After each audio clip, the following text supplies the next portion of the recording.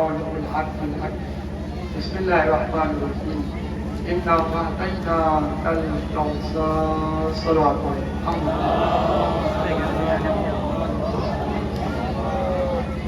محترم گرمی بہت شدید ہے اور وقت بھی کم ہے، زیادہ وقت نہیں لینا ہے۔ آیت بہت مشہور ہے کہ اس کے بچے یاد رکھے ہوئے ہیں اپنی نمازوں میں اس آیت کی طرف صرف عنوان سفر قرار دیا ہے، اس کی ایک گفتگو آپ کے خدمت میں پیش کرنا ہے۔ اللہ کہہ رہا ہے کہ ہم نے آپ کو کوثر عطا کیا اور یقیناً اس کوثر کی فضیلت یہ ہے جو سوالات کے مقابلے پر صرف نسواں میں آئے اسے فاطمہ تھا، اس لیے کہ انسانوں کی ہدایت کا کارنامہ انبیاء کرام نے انجام دیا اور ہر نبی جو آیا ہے وہ اسی لیے تاکہ انسانیت کو سدھار سکے، انسانیت کو بچا سکے، کہ تمام کائنات کی بقا کی ضمانت لے سکے۔ اور جو کارنامہ 1,24,000 نبیوں نے انجام دیا ہے وہی کام ایک فاطمہ نے کیا ہے، ایک فاطمہ نے کیا ہے۔ اب کربلا والے کربلا سجائے بیٹھے ہوئے ہیں، کربلا ایک یادگار کا نام ہے، کربلا یوں کہہ دیا جائے قیامت تک کے فیصلے کا نام ہے، کربلا اس سرزمین کا نام ہے جہاں حسین کے ہاتھوں میں انبیاء کی نبوت بھی ہے، ہادیوں کی ہدایت بھی ہے۔ یقیناً حسین کا ایک قدم اگر آگے بڑھ جائے تو نبیوں کی نبوت چلی جائے، یہ کائنات سے ہدایت ختم ہو جائے۔ اب معاملہ یہ تھا کہ کربلا میں حسین کے قبضے میں کل کائنات کا اختیار تھا۔ ایسا محترم متوجہ رہیے گا، کل کائنات کا اختیار تھا۔ اللہ نے ایک الگ انتظام کیا ہے، حسین کے ہمراہ اپنے حبیب کا ہم شکل علی اکبر کو رکھا، علی اکبر کو رکھا۔ کیا دیکھو کہ میرے حسین گھبرانا نہیں، قدم ڈگمگانا نہیں چاہیے، قدم لڑکھڑانا نہیں چاہیے۔ میں نے اپنے حبیب کے ہم شکل طٰہٰ و یاسین کے پیکر کائنات کے مالک و مختار جس کو ہم نے معراج جیسی بلندی دی ہے، اس کے ہم شکل کو کربلا میں رکھ کر کے آپ کا وارث قرار دیا ہے۔ آپ کو بچانے کی ذمہ داری چاہے وہ اذانوں کی شکل میں ہو، چاہے وہ تلواروں کی شکل میں ہو، چاہے وہ گفتگو کی شکل میں ہے۔ عزیزان محترم، پڑھا لکھا مجمع ہے، جملہ آپ کی سماعت کے حوالے کرنے جا رہا ہوں۔ مجھے یقین ہے کہ آپ اس جملے کو سن کر کے دعائیں نوازیں گے۔ کیا مطلب ہے؟ کہ یقیناً کربلا انبیاء کے فیصلے کا نام، کربلا انبیاء کے کارنامے کا نام، کربلا انبیاء کے اقتدار کا نام۔ حسین کربلا میں تنہا نبی کی شکل لے کے لگے تھے، بلکہ نبی کی شکل کے ساتھ ساتھ فاطمہ کی ہم شکل بھی تھی۔ اتنا اعطیناک الکوثر، ہم نے آپ کو کوثر عطا کیا ہے، لہذا کربلا میں تنہا شبیہ رسول نہ تھے بلکہ فاطمہ کی شبیہ سکینہ بھی تھی۔ اب اگر عزیزان محترم جملہ پہنچا ہے، فاطمہ کی شبیہ سکینہ بھی تھی۔ اب عزیزو آپ متوجہ رکھیے گا، یقیناً کربلا میں ہم شکل پیغمبر نے بڑا کارنامہ دکھایا کہ حسین کی محافظت کرتے کرتے اپنی جان کو قربان کر دیا۔ عزیزو جملہ آپ کی خدمت میں عرض ہے، یقیناً علی اکبر کی شان بہت اعلیٰ ہے، لیکن جو تلوار کے ذریعے سے حسین کو بچائے وہ ہے علی اکبر، لیکن جو اسیری کے ذریعے حسین کی محافظت کرے، صلوات پڑھے نا محمد۔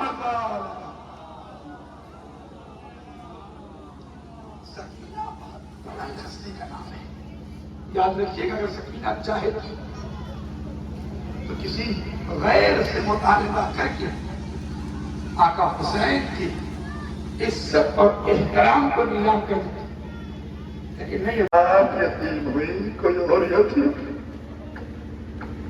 اجرکم اللہ جیسے آپ یتیم اسے کوئی اور یتیم نہ ہو.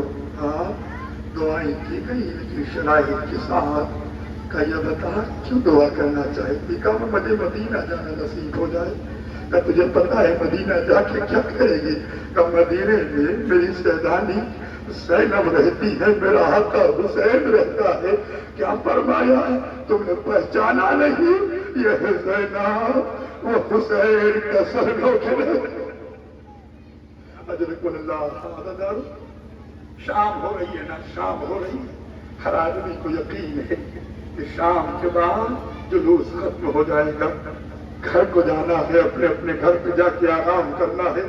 ہاں دادارو صاحب مقاتل نے جملہ یہ بھی لکھا ہے نا، ایک 4 سال کی بچی یزید کے زندان میں قید تھی، اور جب کوئی پرندہ اڑ کے جاتا تھا بھیا کے قریب آ کے سوال کرتی تھی، اے بھیا یہ پرندے کہاں جا رہے ہیں؟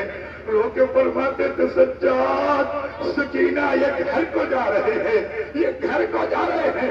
وفاداروں ایک مرتبہ سکینہ کہتی تھی بھیا ہمیں گھر جانا کب نصیب ہوگا؟ اجرکم اللہ. بھیا ہم گھر کو کب جائیں گے؟ ہمیں گھر جانا کب نصیب ہوگا؟ سجاد کہتے تھے سکینہ یقیناً رہائی ہونے والی ہے.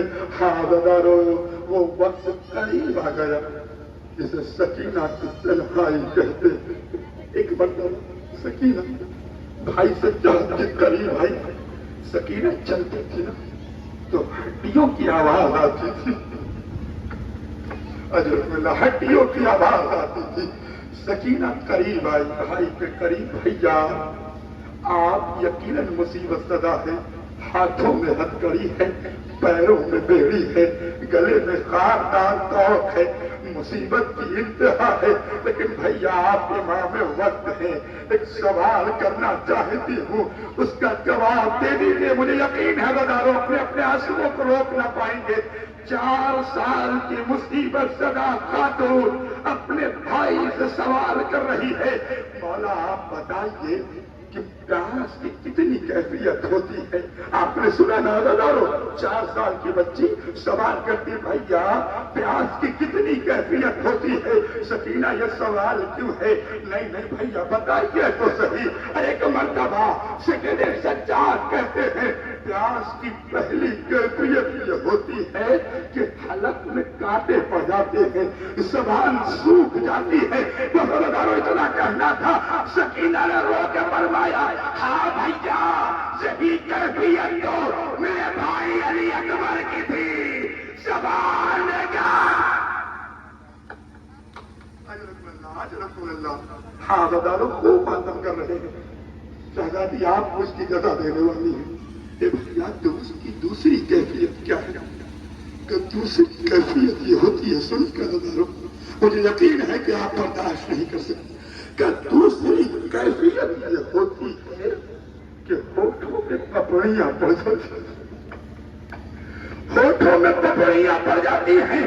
ہاں یقیناً اتنی پپڑی پڑ جاتی ہے کہ اسے پیاس کی شدت سے تڑپنا پڑتا ہے.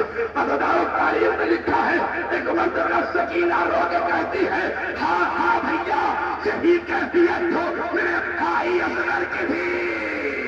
ارے اصغر نے سوکھی زبان ہونٹوں میں. اجرکم اللہ اجرکم اللہ. میں تمام روایتوں کو چھوڑ دوں. آخری کیفیت کیا ہے؟ پیاس کی آخری کیفیت کیا ہے؟ سنیں گے سکینہ کی یتیمی کا حال کیا تھا، سکینہ کی بے کسی کیا تھا. حالداروں برداشت نہ کر سکیں گے. ایک مرتبہ فرمایا اے سکینہ پیاس کی آخری کیفیت یہ ہے گوشت ہڈیوں کو چھوڑ دیتا ہے اور جب ہڈی چلتی ہے تو اس کے چٹکنے کی آواز آتی ہے. بس بدارو اتنا سننا تھا. سکینہ نے رو کے کہا بھائی سجاد ہاں وہی کیفیت تیری بہن سکینہ کی ہے. سکینہ چلتی ہے ہڈیوں کے چٹکنے. اجرکم اللہ مسلداروں پر تمام مصیبتوں کو چھوڑ دیا، یہی کیفیت سکینہ کی ہے۔ حاضروں آپ نے بہت جنازے اٹھائے ہوں اور ہر گھر میں جنازہ اٹھتا ہے، جنازے کی کیفیت کو دیکھا ہوگا، چاہے جتنا مجبور کیوں نہ ہو، جب جنازہ اٹھتا ہے تو 4 لوگ کاندھا دیتے ہیں، لے کے آتے ہیں جنازے کو، اس لیے کہ ہاں یہ آخری وقت ہے کہ چاہنے والے اکٹھا ہوئے ہیں۔ بس آپ سکینہ کی یتیمی اور اس کی مجبوری کا اندازہ کریں۔ سکینہ کا وقت آخر ہے، سر حسین کا آنا ہے، سکینہ روتے روتے اس دنیا سے چلی گئی، تاریخ لکھتی ہے۔ بس آپ تصور کر لیں، میں نے مسائل کو تباہ کر دیا۔ سکینہ روتے روتے جا چکی ہے۔ اب آپ سوچیں، جو کربلا کے بعد کوفے سے شام، شمر کے تماچے اور تازیانے کھاتی ہوئی یہاں تک پہنچی ہے، یقیناً بڑی مصیبتیں سکینہ نے اٹھائی ہے۔ تاریخ میں لکھا، جب غسالہ غسل دینے لگی، رو کے کہتی ہے، ارے کیا اسے کوئی بیماری تھی؟ ابھی تو اولاد والے بیٹھے ہوئے، تصور کر لیں، 4 سال کی بچی ہو، یہ کیفیت ہو کہ اسے کوئی بیماری تھی۔ کیا ہو گیا؟ جب میں کرتا اتارتی ہوں، ارے کرتے کے ساتھ سکینہ کی جان۔ اجرکم اللہ۔ سید سجاد رو کے کہتے نہیں کوئی بیماری نہ تھی، ظالموں نے سکینہ کے گلے ڈالیا ہے۔ ابھی تو آخری وقت آ گیا، سکینہ چلی گئی۔ بس آپ سن لیجیے سکینہ کا ودا کیا ہے۔ سکینہ کا جانا تھا، بھائی اتنا مجبور ہے، ہاتھوں میں ہتکڑی ہے، گلے میں خاردار تاؤ ہے، پیر میں زنجیر ہے، کمر میں لنگر ہے۔ اب آزادار ہو، آپ سوچیں کیسے سکینہ کے جنازے کو اٹھانا۔ بس میں نے مسائل کو تمام کر دیا، مجھے یقین ہے کہ آپ برداشت نہیں کر سکتے ہیں۔ کیا ہوا؟ کہا سجاد کی یہ کیفیت ہے، سکینہ کا جنازہ کیسے اٹھائے؟ لیکن تاریخ میں لکھا، اپنی زنجیروں کو سنبھالا، سکینہ کے قریب آئے، سکینہ کے جنازے کو اٹھایا، قبر کے قریب پہنچے۔ ابھی تو سید سجاد بڑے مجبور تھے، 2 ہاتھ نمودار ہوئے، سجاد نے رو کے فرمایا، لو اپنی امانت لے لو، ہم سکینہ کو بچا نہ سکے۔ ہاں جب سکینہ میرے حوالے آئی تھی، اس کے رخسار ٹھیک تھے، اس کے بدن ٹھیک تھا، اس کے اوپر ابھی نہ ہوئے تھے، لیکن ہاں سکینہ شمر کے تماچے، شمر کے تازیانے، سکینہ مجبور، لو اپنی امانت